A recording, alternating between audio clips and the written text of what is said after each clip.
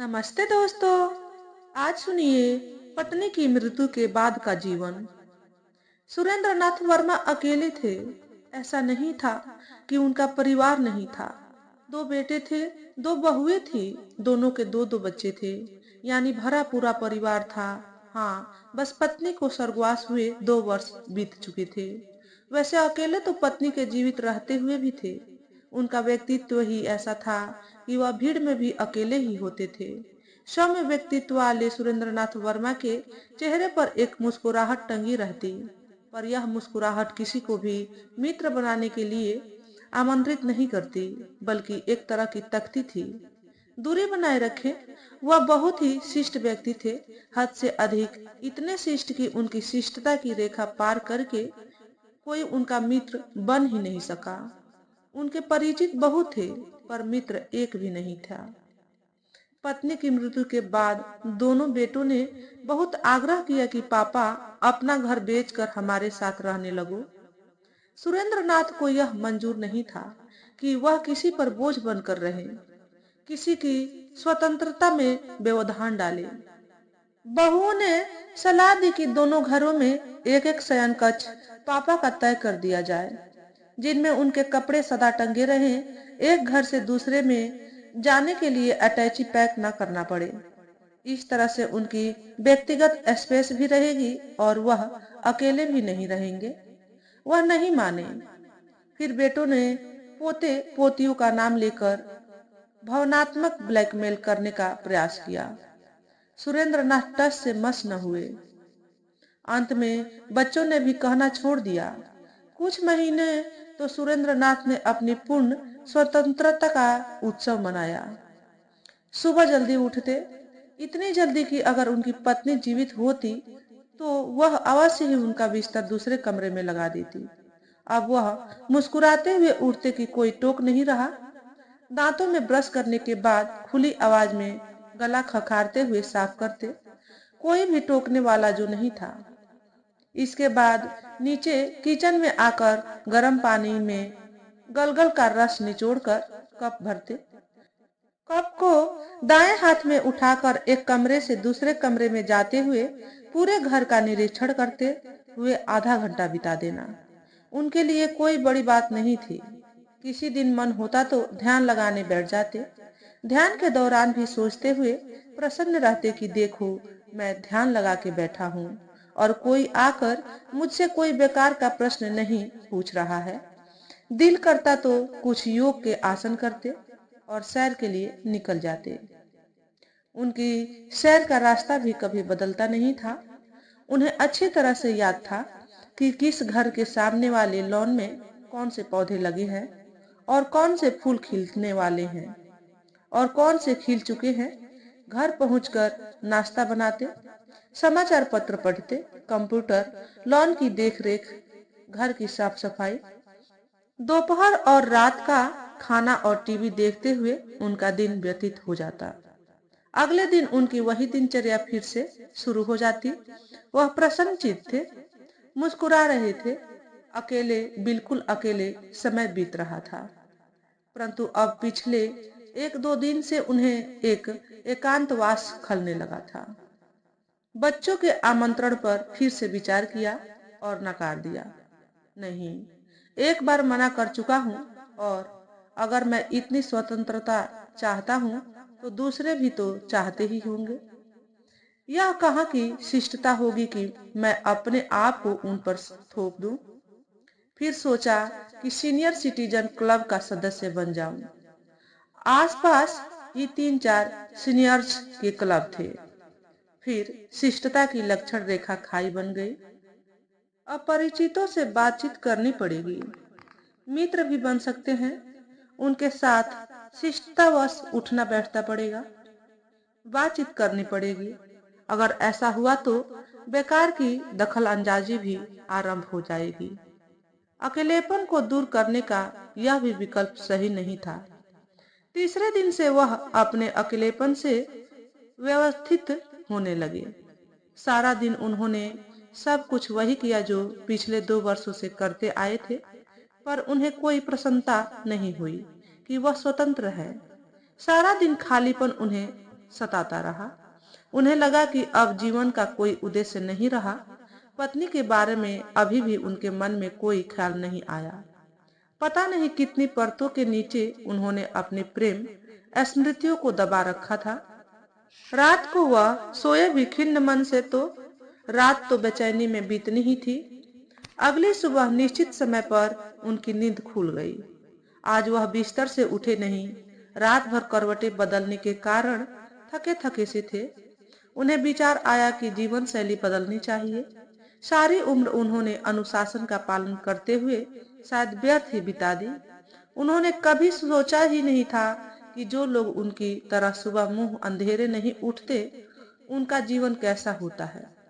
नई जीवन शैली का आरंभ उन्होंने देर तक बिस्तर में लेटे रहने से आरंभ किया। पर सोचने से तो सब कुछ नहीं हो जाता। 4:30 बजते बजते उन्हें लगने लगा कि समय बेकार में बीता जा रहा है। वह उठ खड़े हुए और दैनिक चर्या फिर स्वचालित सी आरंभ हो गई।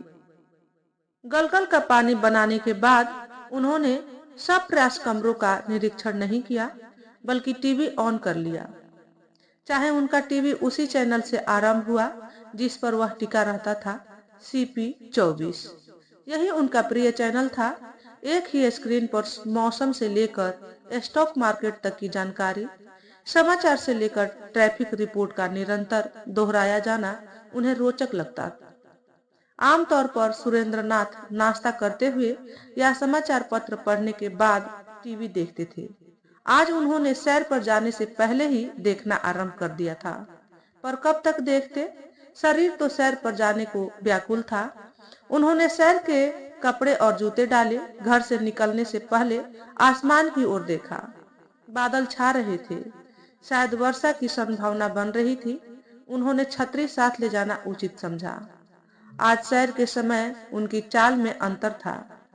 एक हाथ में छाता पकड़ रखा था, जिसकी नोक को जमीन पर रखते हुए शान के साथ चले जा रहे थे, और दूसरी बाह भी आज कुछ अधिक गति के साथ आगे पीछे हो रही थी। यह अंतर उन्हें अच्छा लगा। उन्हें यह नवीनता जीवन की निरस्ता को सरस बनाती सी लगी। उनके होठों पर मुस्कुराहट फैल गई। वापसी पर वह गली के नुक्कड़ पर स्थित डेली मार्ट स्टोर पर रुके। प्रायः वह यहाँ से प्रतिदिन कुछ न कुछ खरीदते थे, चाहे वह उन्हें चाहिए होता था या नहीं, पर यह उनकी दिनचर्या का हिस्सा था। दुकानदार भी उनकी मुस्कुराहट का अभिवादन मुस्कुराहट से ही करता। केवल आवश्यक बात के सिवा कोई बातचीत कभी नहीं हुई थी। आज सुरेंद्रनाथ ने जीवन में पहली बार लॉटरी का टिकट खरीदने का निर्णय लिया। इतनी सुबह उनके सिवाय डेली मार्ट में कोई भी नहीं था। काउंटर के पीछे खड़े जाने पहचाने व्यक्ति ने बिना बोले ही आंखों से पूछा कि क्या कर सकता हूँ। सुरेंद्रनाथ बोले, एक लॉटरी का टिकट प्लीज। कौन सी? संक्षिप्त सा प्रश्न था। सुरेंद्रनाथ अटक गए, क्योंकि लॉटरी लेने का निर्णय आकस्मिक था। कोई सोची विचारी योजना नहीं थी। उन्होंने कभी सोचा ही नहीं था कि लॉटरी कई प्रकार की हो सकती है। अचानक काउंटर के शीशे के नीचे रखी लॉटरी ट्रे में इतनी प्रकार की लॉटरी देखकर वह विस्मित रह गए। दुकानदार उन्हें जानता था, सो वह सुरेंद्रनाथ की दुविधा समझ गया। उसने उन्हें बताना शुरू किया, यह स्क्रैच एंड विन है। कितने प्रकार की है? कितने पैसे जीत जा सकते हैं? यह लॉटरियों है। यह लॉटो मैक्स है। यह सुरेंद्रनाथ लॉटरियों के जंगल में अबोध बालक की तरह खो गए। दुकानदार ने उन्हें फिर उबारा, लॉटो मैक्स ले लीजिए, $5 की है, पर आपको नंबरों के 3 सेट मिलेंगे। जीतने की संभावना अधिक होती है। ग्रैंड प्राइज के अलावा $1 मिलियन के भी कई प्राइज हैं।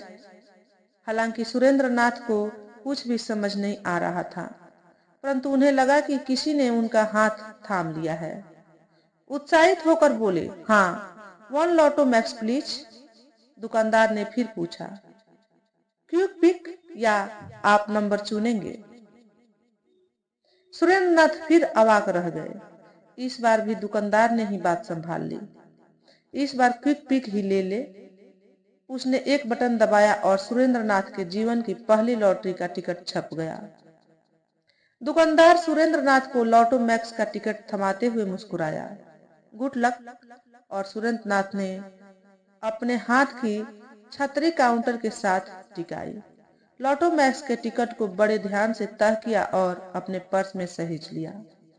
प्रसन्नचित हो मुड़े और बाहर की ओर चल दिए। अभी एक कदम ही लिया था कि पीछे से दुकानदार ने पुकारा, सर, अपना छाता मत भूले। सुरेंद्र नाथ पलटे और उन्होंने दुकानदार की आंखों में झांकते हुए कहा, धन्यवाद। दुकानदार मुस्कुराया, क्या आज बारिश होने वाली है? सुरेंद्र नाथ विस्मित थे।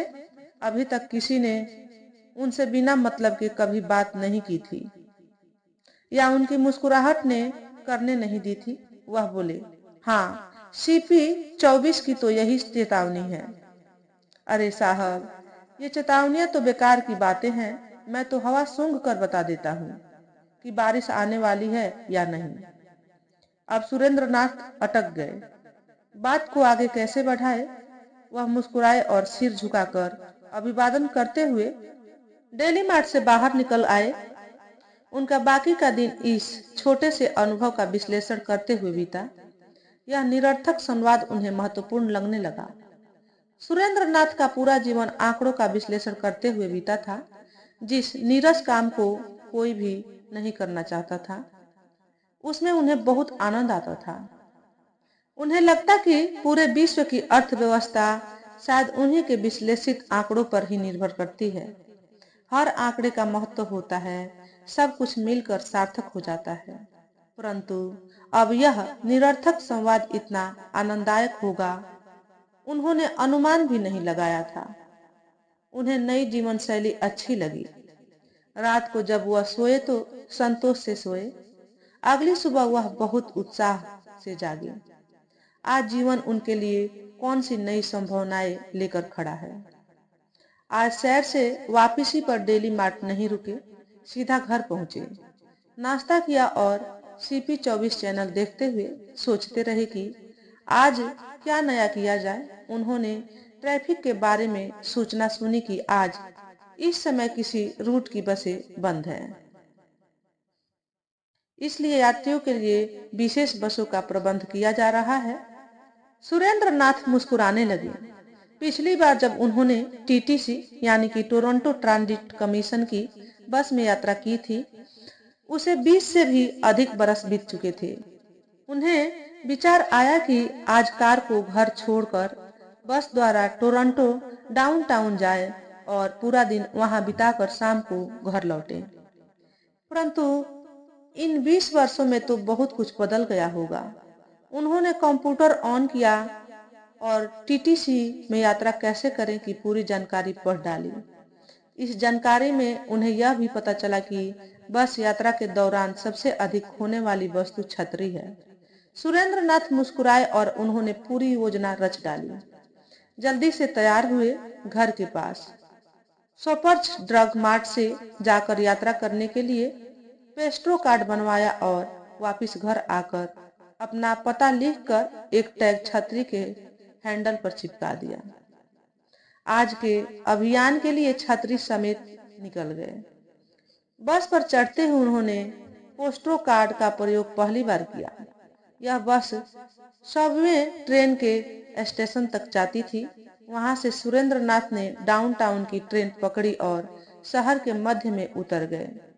घूमने के बाद वापस लौटते हुए उन्होंने सबवे ट्रेन में अपनी छतरी जानबूझकर छोड़ दी। सुरेंद्र नाथ जब आज घर पहुंचे तो उनकी मुस्कुराहट लोप ही नहीं हो रही थी। उन्हें आशा थी कि अवश्य ही एक दो दिन में टीटीसी के ऑफिस से फोन आएगा कि आपकी छतरी मिली है और कृपया आकर इसे ले जाएं। और हुआ भी यही। उस दिन सुरेंद्र नाथ फिर तैयार हुए।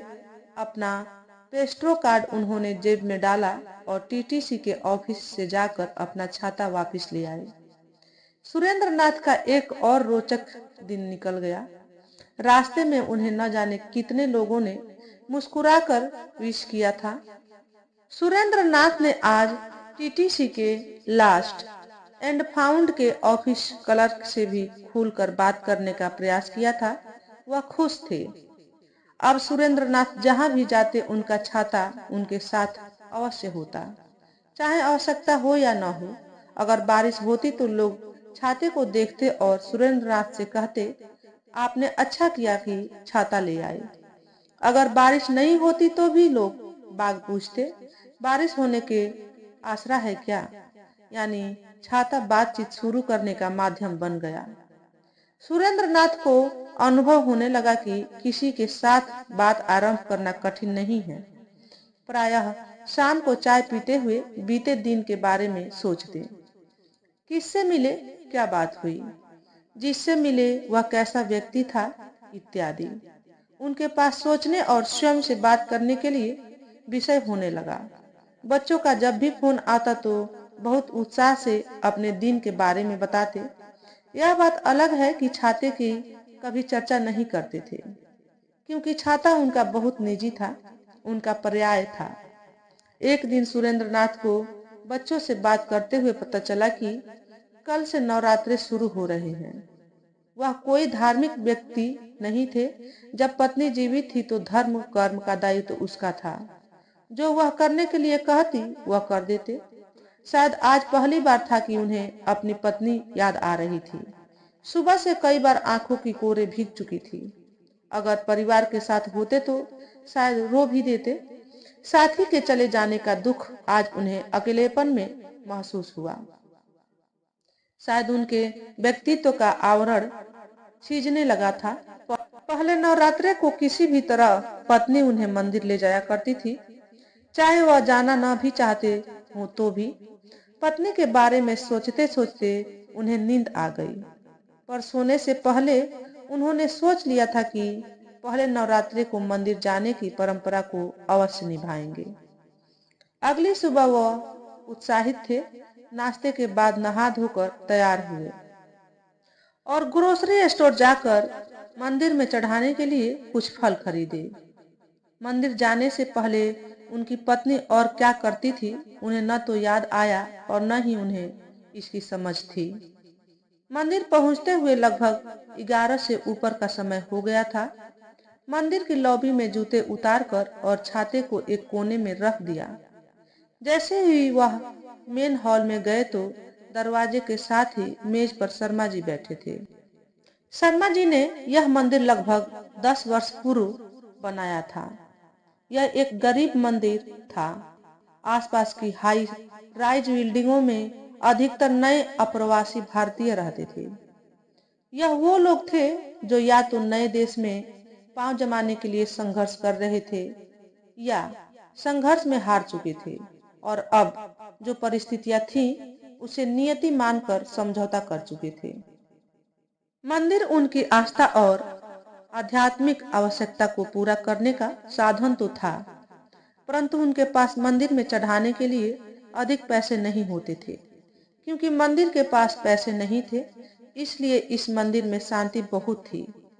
जिन मंदिरों में पैसा था वहां की प्रबंधन कमेटियों में नित हाथापाई की नौबत आती रहती थी। इधर हालत यह थी कि शर्मा जी लोगों से निवेदन करते थे, पर कोई प्रबंधन कमेटी का दायित्व उठाने को तैयार ही नहीं होता था। फिर भी शर्मा जी की यह समर्पण की भावना ही थी कि लगभग 80 वर्ष से आसपास की अवस्था में भी मंदिर को आर्थिक रूप से समृद्ध बनाने का सपना देखते रहे। उनकी नजर हर नए श्रद्धालु में समर्पित भक्त को खोजती, जो मंदिर में सक्रिय योगदान दे सके। सुरेंद्र नाथ ने देखा, मंदिर में शिवाय शर्मा जी और कोई भी नहीं था, न कोई पुजारी और न ही कोई अन्य भक्त। हॉल की आधे से अधिक लाइट्स भी ऑफ थी, केवल वेदी पर पूरी रोशनी थी। शर्मा जी ने नजर उठाकर सुरेंद्र नाथ को ऊपर से नीचे तक देखा। उनके चेहरे की मुस्कुराहट कह रही थी, मैं आपको पहचानता तो नहीं, पर स्वागत है। इधर सुरेंद्र नाथ जी समझ नहीं पा रहे थे कि वह क्या करे। थैले में जो फल थे वह यही शर्मा जी को थमा दे या जाकर मूर्तियों के आगे रख दे, इस किंग कर्तव्य विमूढ़ अवस्था में वही अटक गए और शर्मा जी तरफ देखते हुए हाथ जोड़े। शर्मा जी अपनी कुर्सी से उठे और उन्होंने भी हाथ जोड़कर अभिवादन किया। शर्मा जी की अनुभवी नजर ने सुरेंद्र नाथ में संभावनाएं खोज ली। उन्हें लगा कि यह व्यक्ति मंदिर के काम आ सकता है, बस बात ढंग से आरंभ करनी पड़ेगी। शर्मा जी ने अपना परिचय दिया और सुरेंद्र नाथ ने अपना। शर्मा जी ने कई परतों वाला प्रश्न किया, आपको पहले कभी देखा नहीं, अभी इस इलाके में घर खरीदा है क्या? जी मंदिर में बहुत देर के बाद आया हूँ, रह तो इस इलाके में बहुत देर रहा हूँ, सुरेंद्र नाथ ने उत्तर दिया। इसमें शर्मा जी को पता नहीं चल पाया कि भक्त के पास घर है या यह भी इन बिल्डिंगों में ही किराए के अपार्टमेंट में रह रहा है। उन्होंने झूठी सी हंसी हंसते हुए बात बढ़ाई, देर से आए दुरुस्त आए, भगवान के घर में सबका स्वागत है, आइए। शर्मा जी ने एयर इंडिया के किंग की तरह एक बाह मूर्तियों की ओर बढ़ाई और दूसरा हाथ सिर को झुकाते हुए दिल पर रख लिया। सुरेंद्र नाथ जी वेदी पर पहुंचे और शर्मा जी ने फलों का थैला लेकर भोग लगाया और प्रसाद दे दिया। शर्मा जी के चेहरे पर लटके प्रश्न को समझते हुए सुरेंद्र नाथ को याद आया कि माथा भी टेकना चाहिए था, दान पेटी में भी कुछ डालना चाहिए था। अब समस्या थी कि एक हाथ में प्रसाद में मिला एक सेब और एक केला था। कैसे झुक कर माथा टेके और किस तरह जेब में हाथ डालकर पर्स में से पैसे निकाले। शर्मा जी ने उनकी कठिनाई दूर कर दी, बोले, प्रसाद मुझे पकड़ा दे। सुरेंद्र नाथ खिसियाए से मुस्कुराए और शर्मा जी को प्रसाद थमाकर माथा टेका। जब उन्होंने जेब से पर्स निकालकर खोला तो उसमें केवल 20-20 डॉलर के नोट ही थे। अब वह दुविधा में थे।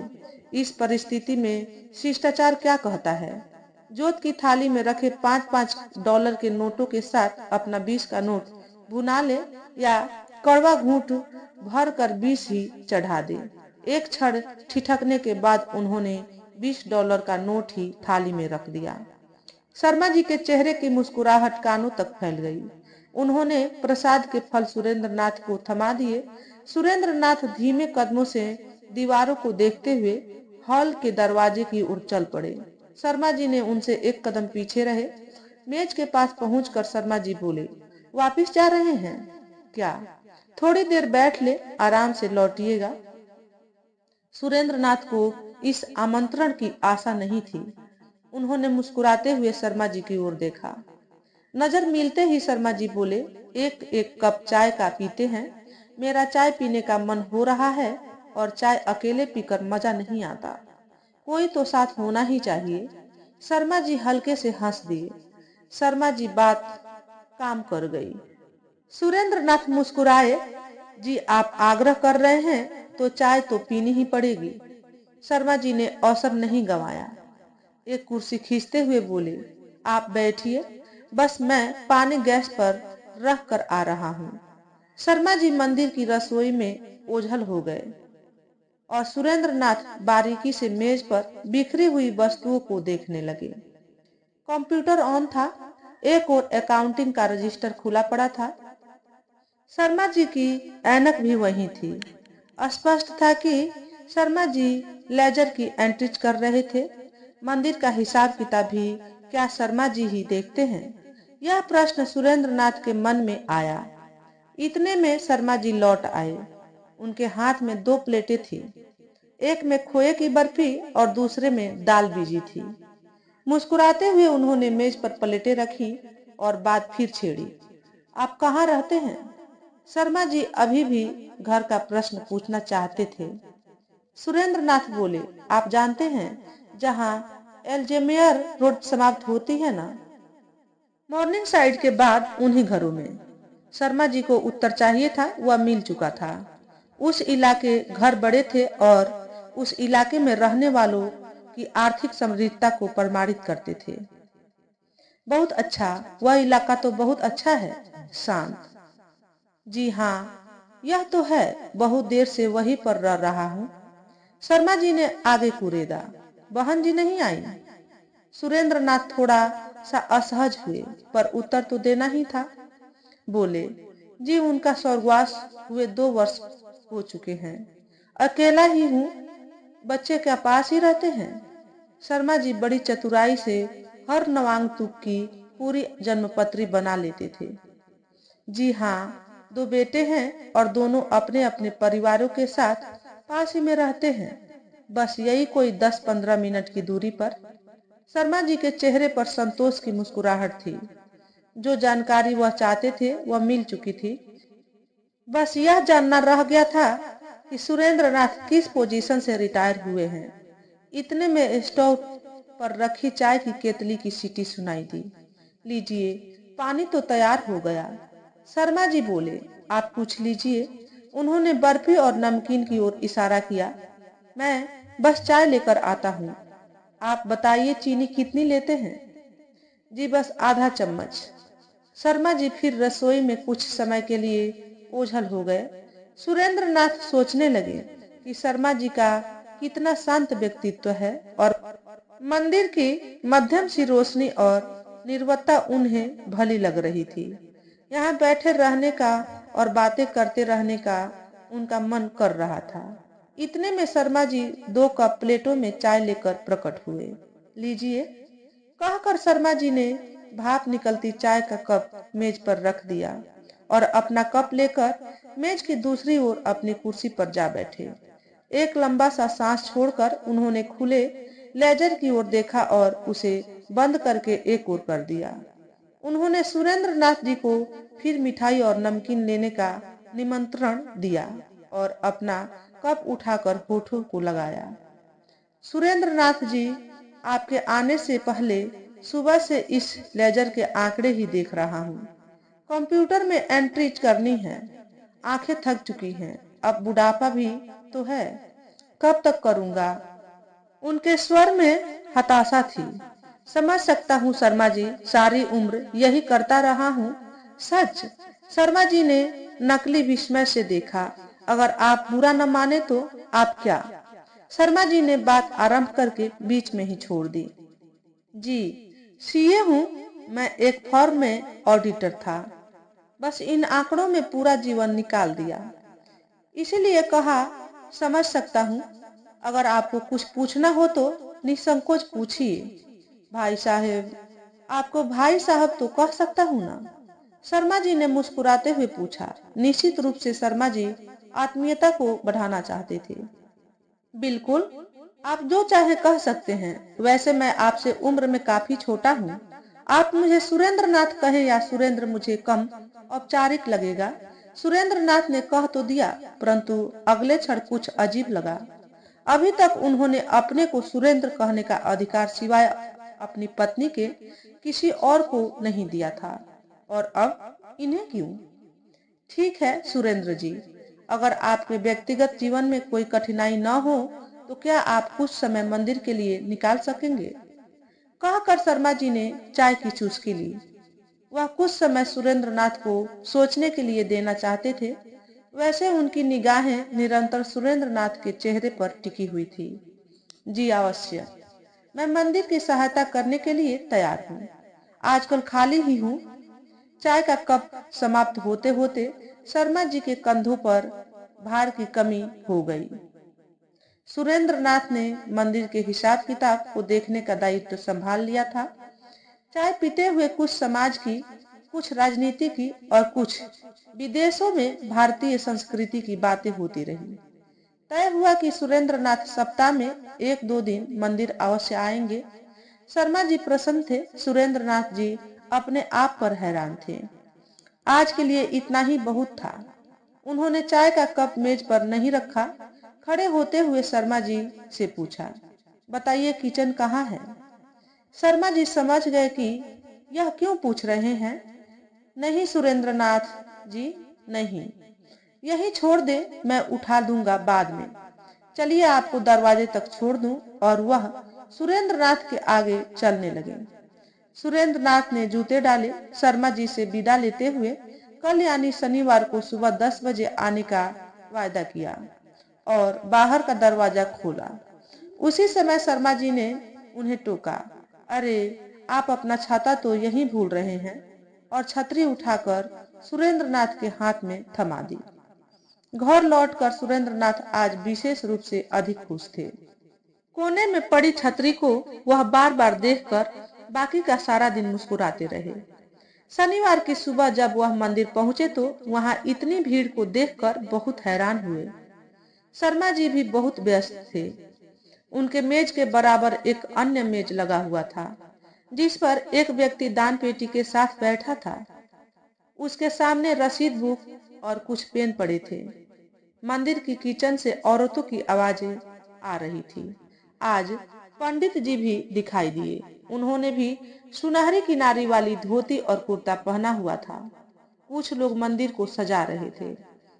सुरेंद्रनाथ को इतना हैरान देखकर शर्मा जी ने बताया, सुरेंद्रनाथ जी, सामने वह बिल्डिंग देख रहे हैं ना आप? यह सब लोग वही रहते हैं। मंदिर समझिए इन्हीं का है। जब भी यह लोग कोई पूजा अनुष्ठान करना चाहते हैं या कोई निजी कार्यक्रम जैसे कि जन्मदिन, मैरिज एनिवर्सरी वगैरह, मंदिर का हॉल इनके लिए खुला है। अगर अपनी बिल्डिंग का हॉल पार्टी के लिए किराए पर लें, इन्हें महंगा पड़ता है और वहां पर नियम भी अधिक कड़े हैं। बिल्डिंग के केयर टेकर भी खाने की गंध की शिकायत करते हैं। हम यह सब समझते हैं सुरेंद्र जी, मंदिर केवल पूजा करने का भवन ही नहीं होना चाहिए, सामाजिक केंद्र होना चाहिए। यही सोच के साथ इस मंदिर को स्थापित किया था। शर्मा जी ने छोटा सा भाषण दे डाला। सुरेंद्रनाथ मुस्कुराते हुए सुन रहे थे। उन्हें बाकी के जीवन का उद्देश्य मिल गया था। दिन भर वह मंदिर में व्यस्त रहे। अजनबी लोगों के बीच उन्हें अच्छा लग रहा था। मेज कुर्सी पर उन्हें बैठे देख बहुत लोगों ने अपना परिचय दिया। बहुत से बच्चों ने चरण स्पर्श किया और सुरेंद्रनाथ ने भी बहुत सी रंग बिरंगी झोली लहंगा पहनी छोटी छोटी बच्चियों के सर पर हाथ रखकर आशीर्वाद दिया। बच्चियों की माओं के चेहरे पर निश्चल मुस्कुराहट देखना उनके लिए संतोषजनक था। वह विस्मित थे, एक ही दिन में वह इतना बदल जाएंगे। सारी उम्र संक्षिप्त बात करने वाले सुरेंद्रनाथ आज इतना हंस बोल रहे थे। दोपहर के खाने के बाद लोगों ने मिलजुल कर मंदिर की सफाई की ताकि संध्या की आरती के समय मंदिर साफ सुथरा लगे। जब सब लोग जा चुके तो शर्मा जी और सुरेंद्रनाथ मेज पर कुर्सियां खींचकर बैठे। दिन भर के कार्यक्रम की समीक्षा कर रहे थे। शर्मा जी बहुत थके हुए प्रतीत हो रहे थे। इतने में एक महिला ने एक ट्रे में चाय के 2 कप और कुछ नाश्ता सजाकर मेज पर रख दिया और मुस्कुराकर बोली, लगता है अंकल जी बहुत थक गए हैं। ऐसे में मेरी चाय तो और भी अच्छी लगेगी। एक शरारती हंसी के साथ उसने अपनी चप्पल पहनी और बाहर निकल गई। कोई धन्यवाद की प्रतीक्षा नहीं, कोई औपचारिकता नहीं, बस अपनापन जैसे घर के बुजुर्ग की दिनचर्या का पता था उसे। इस समय शर्मा जी को चाय चाहिए। सुरेंद्रनाथ को लगा कि शर्मा जी का यही परिवार है, इतना बड़ा परिवार जिसका अब वो भी हिस्सा थे। उस दिन लौटते हुए जब छतरी सुरेंद्रनाथ को पकड़ाई तो सुरेंद्रनाथ ने वापिस नहीं ली। बोले, शर्मा जी, यही कोट रैक में लटकती रहने दे। अगर बारिश के दिन किसी को आवश्यकता हो तो उसे दे दें। और सुरेंद्रनाथ घर लौट आए। आजकल सुरेंद्रनाथ लगभग हर रोज ही मंदिर जाते हैं। शर्मा जी की मेज के साथ ही उनका मेज भी लगा दिया गया है। शर्मा जी के मेज का कंप्यूटर अब सुरेंद्रनाथ के मेज पर है।